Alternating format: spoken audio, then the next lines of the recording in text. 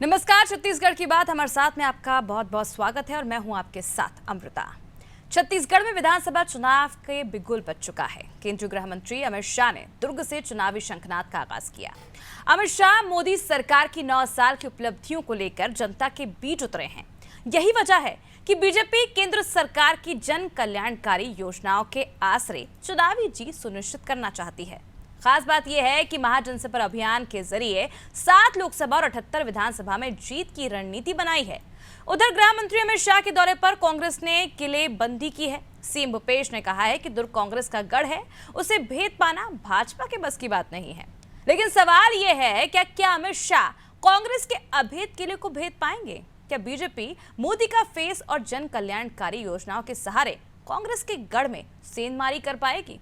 आज अमित शाह के मिशन 78 को हम डिकोड करेंगे। साथ ही ये भी समझने की कोशिश करेंगे कि 23 में अमित शाह के नए तेवर और नए कलेवर का ब्लूप्रिंट कांग्रेस को कितना काउंटर कर पाता है। लेकिन उससे पहले कुछ प्रतिक्रियाएं सुनते हैं।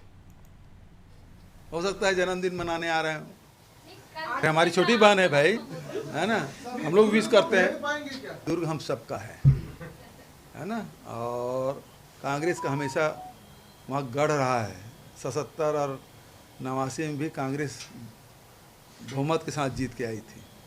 बीच के अंतराल में थोड़ी कमज़ोर हुई थी, लेकिन अब दुर्ग हमारे कांग्रेस का दुर्ग रहा है। ठीक है, थैंक यू। आगमन दुर्ग हो रहा है।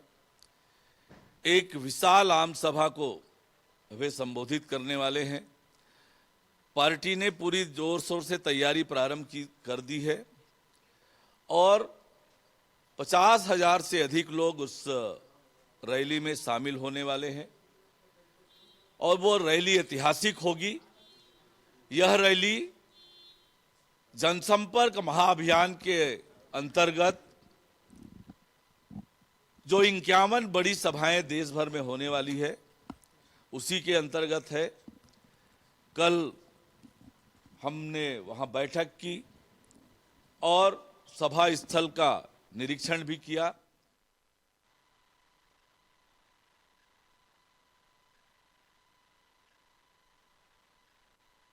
मंत्री अमित शाह ने दुर्ग के रविशंकर स्टेडियम में छत्तीसगढ़ से इसी साल होने वाले विधानसभा चुनाव और 2024 में होने वाले लोकसभा चुनाव के लिए प्रचार किया है। अब देखने वाली बात होगी, तमाम आरोप यहां पर अमित शाह के द्वारा कांग्रेस पर लगाए गए हैं और कांग्रेस के भी हमले इन जवाबों को लेकर हुए हैं और आने से पहले ही कई तरह के सवाल जो है वो कांग्रेस की ओर से किए गए थे। चलिए अब इस मुद्दे पर हम चर्चा करेंगे। हमारे साथ इस वक्त जुड़ गए हैं बीजेपी प्रवक्ता भूपेंद्र नाग, सौरभ साहू कांग्रेस से, के शर्मा वरिष्ठ पत्रकार। आप तीनों का बहुत बहुत स्वागत है नादी टीवी में। सबसे पहले भूपेंद्र जी, मैं आपके पास आऊंगी। तमाम आरोप लगाए गए अमित शाह की ओर से और सबसे बड़ा आरोप, मनमोहन सरकार में 12 लाख करोड़ का घोटाला हुआ था। साफ तौर पर कांग्रेस का तो ये कहना है, एक बड़ा आरोप लगाया गया है। प्रमाण दे सबसे पहले तो अमित शाह इसका। और छत्तीसगढ़ में रमन सर की सरकार के दौरान जब 30 से ज्यादा घोटाले हुए थे, उसके लिए छत्तीसगढ़ की जनता से माफी मांगी। माननीय अमित शाह जी का प्रवास पर जिस प्रकार से राजनीतिक गलियारों में कांग्रेस जो बातें कर रही है, वो स्पष्ट तौर पे यहाँ पर मोदी जी के 9 वर्ष जो रहे इस देश में, उनका जो शासनकाल रहा और जो महत्वाकांक्षी योजनाएं जनता के लाभ के लिए जो 9 वर्षों में कार्य किया गया है, उसे जनता तक रखने के लिए और किस प्रकार का सहयोग इन 9 वर्षों में भारतीय जनता पार्टी की सरकार रहते इस छत्तीसगढ़ के लिए हुआ और किस प्रकार से मनमोहन सिंह की सरकार जब 10 वर्षों तक केंद्र में थी, उस समय किस प्रकार से पराया व्यवहार छत्तीसगढ़ के साथ हुआ था, उसको स्पष्ट करते हुए उन्होंने अपना विषय को रखा है। मैं आपको बिल्कुल इस ओर ध्यान लेके जाना चाहता हूं कि जब मनमोहन सिंह जी की सरकार थी तो मात्र 10 वर्षों में 74,000 करोड़ रुपए ही इस यूपीए सरकार ने छत्तीसगढ़ को दिए थे और जब से माननीय नरेंद्र मोदी जी की सरकार केंद्र में है, तब से इन 9 वर्षों में ही केंद्र के माध्यम से 3 लाख करोड़ रुपए इन 9 वर्षों में ही छत्तीसगढ़ के लिए दिए गए हैं। ये जताता है कि जनता का भला और छत्तीसगढ़ का भला निश्चित ही भारतीय जनता पार्टी के विचार के साथ है। बिल्कुल भूपेंद्र, जिस तरह से आप कह रहे हैं, कुछ ही दिन हाल ही की बात की जाए तो इंदिरा प्रियदर्शनी बैंक घोटाला एक बार फिर सुर्खियों में है। इस पर क्या कहना चाहेंगे आप? जी भूपेंद्र जी, मेरा सवाल आपसे ही है। अगर जी, हम जी। बात करें प्रियदर्शनी बैंक घोटाले की, तो फिलहाल ये काफी सुर्खियों में, इस पर क्या कुछ कहना चाहेंगे आप? नहीं, इस पर मैं टिप्पणी तो नहीं करना चाहता, क्योंकि आरोप है, आरोप प्रत्यारोप वाला विषय है। और यदि जहां पे भी ऐसी बात आती है, निश्चित उस पर जांच होनी चाहिए। जांच में जो दोषी पाए जाए, वो कोई भी हो, उन पर कार्रवाई भी होनी चाहिए। चलिए सौरभ जी से रुक करते हैं। सौरभ जी, जिस तरह से तमाम जी। आरोप लगाए गए हैं अमित शाह की ओर से, चुनावी हुंकार जो है, तो देखना है कि किस तरह से जो उन्होंने आरोप लगाए हैं इसको किस तरह से डिफेंड करेंगे अब आप? देखिए अमृता जी, यहाँ पर जिस तरीके से हमने देखा पिछले कुछ समय में 3-4 महीने में, जिस तरीके से छत्तीसगढ़ के अंदर भाजपा के जो नेता हैं वो मनगढ़ंत आरोप लगाते हैं, आधारहीन आरोप लगाते रहे हैं, तो उसी तरीके से इनका केंद्र की भी बात अगर की जाए तो मुझे लगता है कि भाजपा के जो छत्तीसगढ़ के नेता है वो बेसिकली केंद्र से ही प्रेरित है। केंद्र के भी जो नेता यहाँ पर दौरे में आते हैं, हमें ऐसा लगता है कि वो छत्तीसगढ़ को कोई नई सौगात देकर जाएंगे या छत्तीसगढ़ का कुछ भला करके जाएंगे। लेकिन यहाँ तो बात उल्टी ही चलती है। वो अपने मनगढ़ंत और अपने जो ख्याली आरोप है जिसका कोई आधार नहीं होता है, उसको वो यहाँ पर बोल के चले जाते हैं और जनता को बरगलाने का प्रयास करते हैं। आप पूरे भारतवर्ष के गृह मंत्री हैं, तो जब भी आपका यहाँ दौरा होता है तो छत्तीसगढ़ की जनता आपकी तरफ एक उम्मीद भरी निगाह से देखती है कि आप छत्तीसगढ़ के हित के बारे में, यहाँ की जनता के हित के बारे में कुछ बड़ी घोषणाएं करेंगे, कुछ नई सौगात देके जाएंगे। वैसा तो कुछ होता नहीं है। ऊपर से जो यहाँ पर छत्तीसगढ़ की जो सरकार है, भूपेश बघेल जी की सरकार जिस तरीके से काम कर रही है, उसके सही तथ्य न देते हुए उनको बरगलाकर अपने एक चुनावी जो मुद्दा है वो उसके लिए प्लेटफॉर्म तैयार करने के लिए मुझे लगता है शाह जी आए थे यहाँ पर। तो ये तो पूरी तरीके से गलत है। और जो उन्होंने 78 पार का नारा दिया, मिशन 78 उन्होंने यहाँ पर लेके गए, तो अभी तो ये 14 सीट पे ऐसे ही हैं। तो जिस तरीके से ये शाह जी बोल रहे हैं, मुझे लगता है कि थोड़ी सी ओवर कॉन्फिडेंट वाली बात है। हम तो यहाँ पर छत्तीसगढ़ के अंदर हमारी जो योजनाएं हैं उसको लेकर छत्तीसगढ़ की जनता के पास जा रहे हैं। छत्तीसगढ़ की जनता पूर्ण रूप से हमारी योजनाओं से संतुष्ट है और उसका फीडबैक लगातार मुख्यमंत्री जी भी अपने भेंट मुलाकात के कार्यक्रमों में लेते आए हैं और जनता को सीधे संवाद करते हुए उन्होंने उसमें जो भी खामियां कभी पाई भी गई हैं तो उनको उन्होंने दूर किया है। भेंट मुलाकात के कार्यक्रम में जो उन्होंने इतनी सारी घोषणाएं की, उसमें से आज की तारीख में अगर देखेंगे अमृता जी, तो 2200 से ज्यादा घोषणाएं पूर्ण हो चुकी है, जमीनी स्तर पर उनका क्रियान्वयन हो रहा है यहाँ। तो यहाँ पर मुझे लगता है कि अब आपके चैनल के माध्यम से और जो बीजेपी के प्रवक्ता यहाँ बैठे हैं उनके माध्यम से मैं तो केंद्र सरकार से ये पूछना चाहूंगा कि जिस तरीके से पूरे देश में हालात है उसके लिए केंद्र की जो सरकार है वो क्या कर रही है, और छत्तीसगढ़ के लिए विशेष हित के लिए, जैसे कि अगर आप बात करेंगे तो यहाँ के जीएसटी का पैसा वो जो बार बार रोकते हैं, यहाँ के जो नक्सल मोर्चे पे जो हमारा सीआरपीएफ के जो फंड है 11,000 करोड़ रुपए उसको वो रोकते हैं, तो ये सारे पैसे वो कब वापस देंगे? अभी माननीय प्रवक्ता महोदय ये कह रहे थे कि छत्तीसगढ़ के लिए उन्होंने इतने फंड दिए, लेकिन उसमें एक सुचारू व्यवस्था कहीं नहीं बन पाती। कहीं ना कहीं वो रुक रुक कर पैसा आता है कांग्रेस शासित प्रदेशों में, और जहां पर भाजपा शासित है वो कहीं ना कहीं वो बहुत स्मूथ चलता है। तो हमारा तो आग्रह ये है कि जब आप केंद्र में बैठे हैं, सत्ता में बैठे हैं, तो राजनीति से परे होके जनता के लिए जो हित में हो वो कार्य उनको करना चाहिए और उस तरीके से इस पूरे दौरे को देखा जाना चाहिए। लेकिन उसके विपरीत ये दौरा मुझे लगता है कि पूर्ण रूप से चुनावी दौरा है अमित शाह जी का। चलिए के शर्मा जी से भी ले लेते हैं राय। के शर्मा जी, जिस तरह से आज अमित शाह ने जनसभा की है, कई बड़े आरोप कांग्रेस पर लगाए हैं, लेकिन सवाल यही 14 सीटें हैं, 46 सीटों का सफर तय करना है और सीएम फेस अब तक घोषणा नहीं की गई बीजेपी की तरफ से। क्या लगता है ऐसे में संभव हो पाएगी 46 सीटों का सफर? निश्चित रूप से सीएम का फेस तय नहीं होगा और ये तय भाजपा कर चुकी है। आज भी ये बात बोल रहे हैं कि छत्तीसगढ़ में भाजपा की सरकार बनानी है और केंद्र में मोदी की सरकार बनानी है जी। और छत्तीसगढ़ में प्रदेश प्रभारी ये कई बार बोल चुके हैं कि नरेंद्र मोदी के चेहरे पर भी छत्तीसगढ़ में चुनाव लड़ा जाएगा। इनकी जो कोर कमेटी है जिसमें 16 वरिष्ठ नेता रहते हैं, उनके सामूहिक नेतृत्व से चुनाव लड़ा जाएगा। ये बात सामने आ चुकी, क्लियर कर चुके हैं इसमें। अब बात आती है जो आज बात करें, इससे स्पष्ट है कि आज के भाषण को सुनेंगे तो भ्रष्टाचार एक प्रमुख मुद्दा रहेगा। आंकड़ों की बात हर जगह हो रही है, 2000 करोड़ का घोटाला है, कोयला घोटाले की बात है, शराब घोटाला है, 5,000 करोड़ का चावल घोटाला, ये आंकड़े आ रहे हैं, आज 12 लाख करोड़ का आंकड़ा आ गया, कांग्रेस शासन काल में हुआ है। तो ये आंकड़े की वास्तविक पुष्टि कब होगी और जो दोषी है उनको सजा कब मिलेगी, ये जनता चाहती है जी। आज आप भाजपा की सरकार है, 10 साल से हो गया है, 9 साल में आपने गए कितने कांग्रेसियों के खिलाफ कार्रवाई की, 12 लाख करोड़ रुपए के यदि भ्रष्टाचार हुआ है तो आपने कितने लोगों को जेल की सलाखों के पीछे भेजा है, ये जनता जाती है।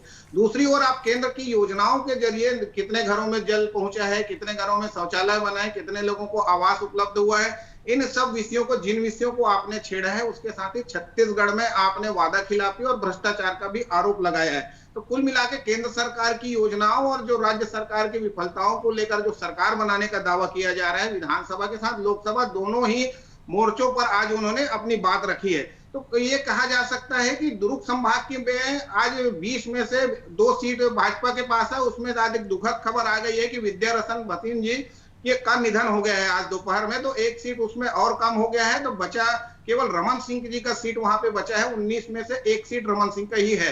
तो ये एक भाजपा के लिए एक अमित शाह का जो कार्यक्रम है, लेकिन उसके साथ ही विद्यारतन भसीन जी जैसे नेता का जाना भाजपा के लिए एक नुकसान भी कहा जा सकता है। और कुल मिलाकर के अभी जो स्थिति है, आदि पुरुष की बात आ रही है, अन्य धर्म के राम भक्तों की ओर से भूपेश बघेल ने स्वागत किया। इसका मतलब वो क्या चाहते हैं देख लीजिए कि राम का मुद्दा भाजपा का नहीं रोके, अब कांग्रेस उस पर फ्रंट फुट में आ गई है। इस प्रकार से छत्तीसगढ़ में देखेंगे विभिन्न तमाम मुद्दे अब उभर कर सामने आने लगेंगे, किन विषयों पर चुनाव लड़ा जाना है। स्थानीय मुद्दों को लेकर भूपेश बघेल लगातार अपनी बात कर रहे, न्याय योजनाओं का कितना असर हुआ, वास्तव में क्रियान्वयन हुआ है, और 1.5 लाख करोड़ रुपए जो लोगों की जेब में गया है उसका कितना वास्तविक लाभ हुआ है। गुठानियों, नरवा, गरवा, गुरुआ, बारी, जो छत्तीसगढ़ मॉडल की बात की जा रही है वो धरातल में कहाँ है, ये चुनाव में स्पष्ट होगा। जी चलिए भूपेंद्र जी, आपके पास आ जाती हूँ मैं वापस। भूपेंद्र जी, तमाम आरोप लगाए गए हैं, चाहे पुलवामा को लेकर आरोप लगे हों, चाहे बिजली को लेकर लगे हों, तमाम ऐसे आरोप है घोटालों को लेकर लगे हों कांग्रेस पर। लेकिन कांग्रेस तो ये कह रही है सत्ता में आते ही बीजेपी अहंकारी हो गई थी। बीजेपी ने एक नारा शुरू कर दिया था, भारत मुक्त कांग्रेस, लेकिन अब हिमाचल प्रदेश, उसके बाद कर्नाटक, और वापस ये भी दावा कर रही है कांग्रेस की छत्तीसगढ़ में भी सरकार बनाएगी, मध्य प्रदेश में भी बनाएगी। ये दावा कांग्रेस का है और कांग्रेस कह रही है कि उल्टी गिनती जो है बीजेपी की वो शुरू हो चुकी है। देखिए मेरे साथी कांग्रेस के प्रवक्ता जो है उनके दावे और वादे दोनों हमने देखे हैं। जिस प्रकार से वह अहंकार में है, जिस प्रकार से वह घमंड में है कि दुर्ग हमारा गढ़ है, उसे कोई भेद नहीं सकता, इन्होंने निश्चित ही गांधी जी के उन तीनों बंदरों से प्रेरणा ली है। ऐसा मुझे लगता है कि अपने लिए ना बुरा सुनो, ना अपने लिए बुरा बोलो, ना अपने लिए बुरा देखो।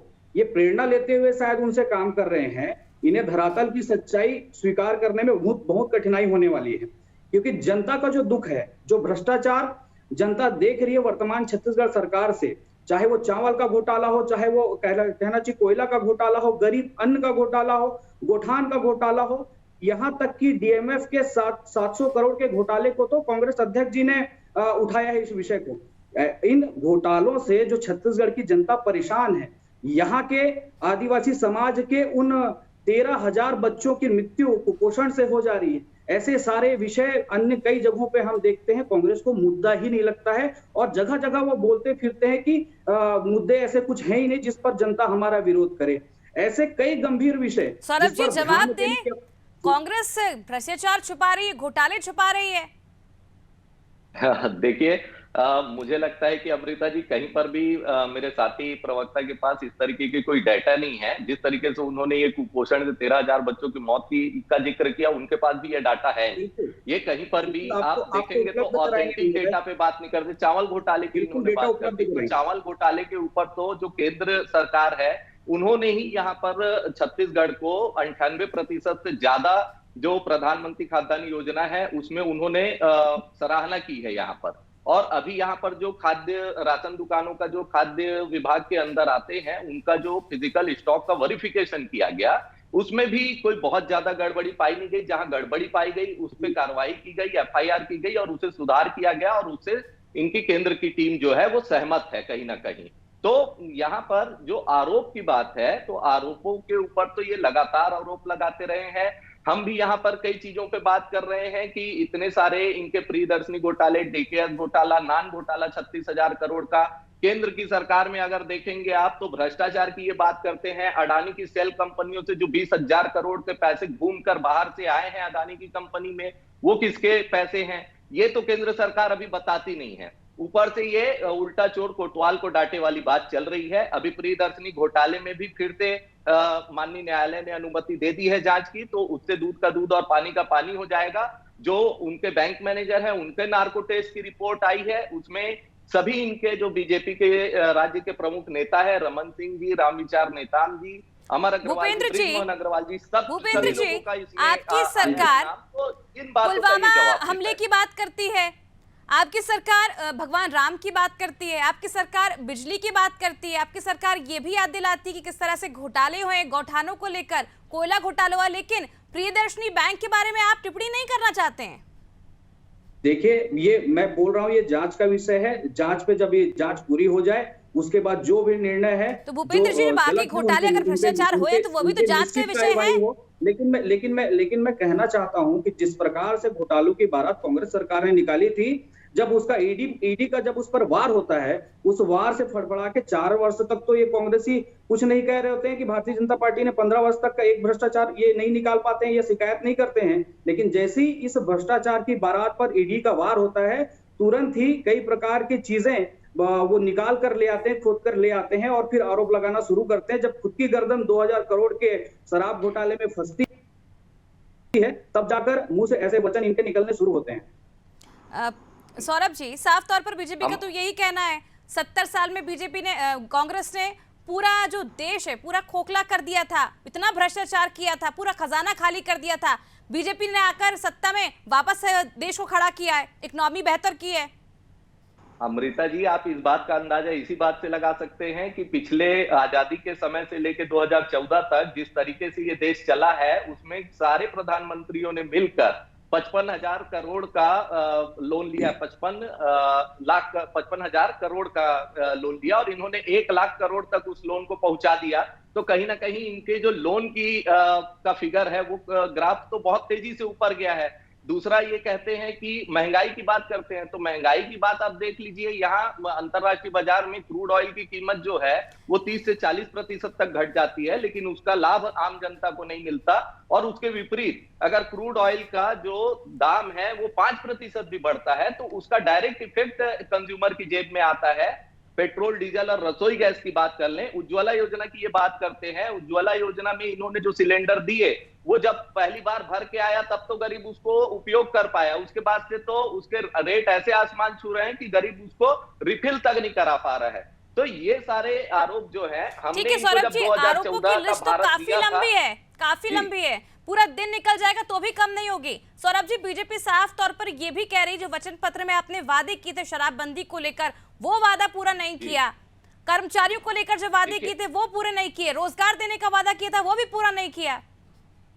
अमृता जी, आप रोजगार की बात करें, कर्मचारियों को लेकर बात करें, तो एक के बाद एक हमने 90% से भी ज्यादा सारे जो हमारे वादे हैं उनको पूरा करने की कगार पे हैं। शराबबंदी की विशेष रूप से बात हर बार करते हैं, तो शराबबंदी के ऊपर देख लीजिए कि हमने यहाँ पर 3 कमेटियां गठित की है, 110 से ज्यादा दुकानें हमने बंद करवा दी हैं और धीरे धीरे, जैसा कि माननीय मुख्यमंत्री जी लगातार कहते हैं कि शराबबंदी को हम बिहार की तरह बंद नहीं करेंगे, ताकि जो जहरीली शराब और तस्कर वगैरह की जो समस्या है वो सारी चीजों से देश की जनता को नुकसान, प्रदेश की जनता को नुकसान हो। तो इसमें एक धीरे धीरे और प्रक्रियात्मक रूप से आगे बढ़ा जाएगा और उस दिशा में हम काम कर भी रहे हैं। हर जिले में आप देखेंगे तो नशाबंदी के लिए जो काउंसलिंग सेंटर है, जो जिला अस्पतालों में, वो चालू किए गए हैं, क्योंकि नशा मुक्ति अगर करना है तो उसके लिए व्यक्ति की काउंसलिंग करनी बहुत जरूरी है। और अचानक से अगर बंद कर दिया जाए तो जैसे कि कोविड के समय में यही तो बीजेपी बोल रही है, वादा करने से पहले तो आपने ये सारे मापदंड नहीं बताए थे जनता को, उसके बाद बताए सत्ता में आने के बाद।